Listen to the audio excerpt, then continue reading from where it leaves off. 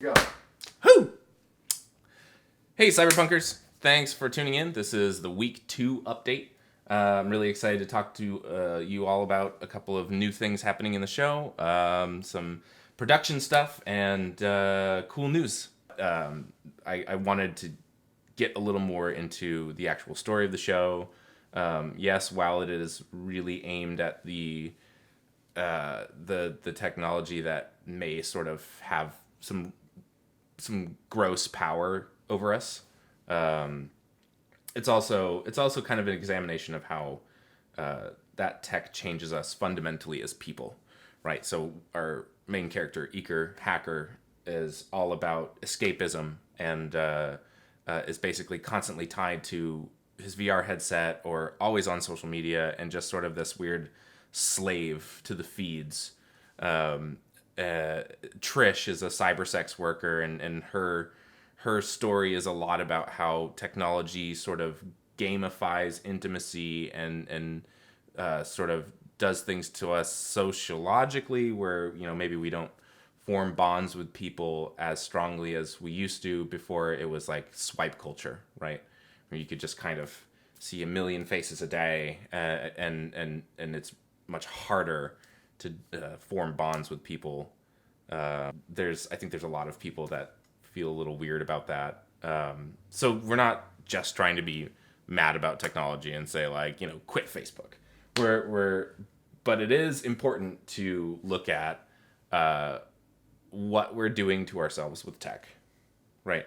That's the big question that the show keeps asking. And if we don't pay attention to what we're doing, we'll wind up in like the worst dystopia, and we won't even care. Bakir is a facsimile of what sort of a military industrial complex, like the business of war, is. I think that's a really big problem in the world, and wanted to have a character that sort of reflected that and sort of the real cost and toll of this sort of technology centered eternal warfare, what that does to people unseen on the other side of the planet. I wanted to get a little more into the first episode and what you can expect to see as far as the story. So we kind of open up and get a pretty grimy picture of the world of Decrypted, with riot cops and private corporate security sort of roaming the streets, that are basically like haul folks off whenever they want to. And that's kind of the very first intro that we get to the world of Decrypted. Kind of sets the tone really well. And we first meet a mysterious man that is desperate to get some data from somebody who is very obviously a corporate security or high up guy.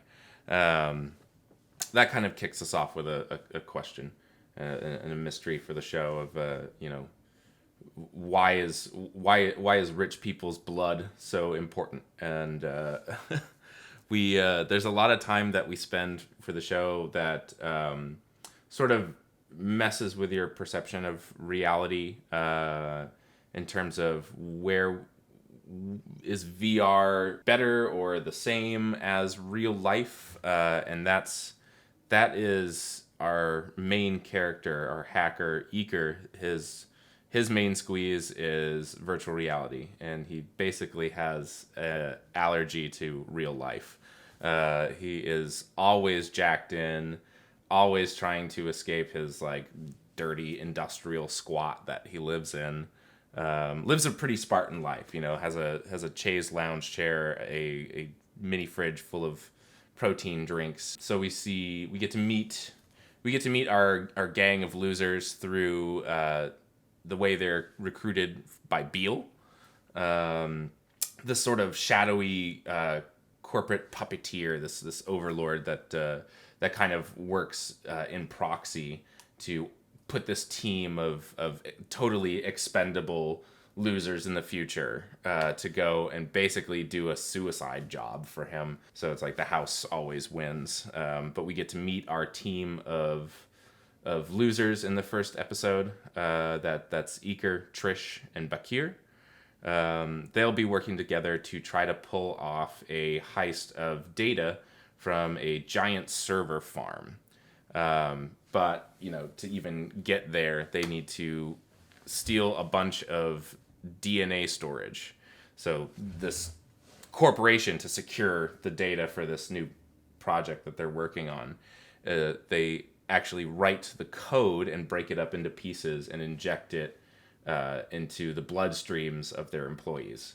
So it sort of works as like a natural encryption, and you would need to basically compile all of it and sequence the data to get the full program. So to that effect, they are in the first episode sort of running around killing these corporate heads or R&D people that have sensitive data written to their bloodstream. All right, everybody, that's the end of the week 2 update. Thanks for sticking with us. Remember to like, share, tell your friends' parents, your friends' friends, tell your friends' dog. We'll have more updates coming throughout the week 3 and 4 with a bunch of cast and crew interviews sort of sprinkled in between. We've got some really cool write-ups from the people that have worked on this. So thanks for staying tuned, and we'll see you next week.